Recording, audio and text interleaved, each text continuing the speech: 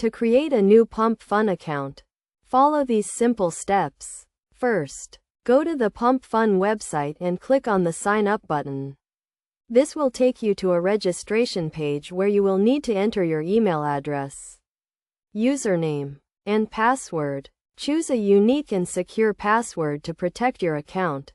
Next, fill out the required information, including your name and birth date.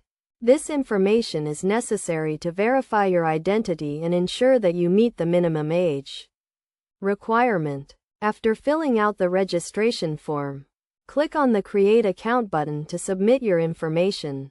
You will then receive a verification email sent to the email address you provided during registration. Open the email and click on the verification link to activate your account.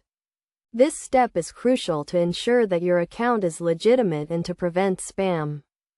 Once your account is verified, you can log into your new Pump Fun account using your username and password. You will be taken to your account dashboard where you can customize your profile, add friends, and start exploring the features of Pump Fun. To get the most out of your new account, take some time to familiarize yourself with the platform's features and settings. Read the terms of service and community guidelines to understand what is expected of you as a user. By following these steps and best practices, you can create a new Pump Fun account and start enjoying the benefits of the platform.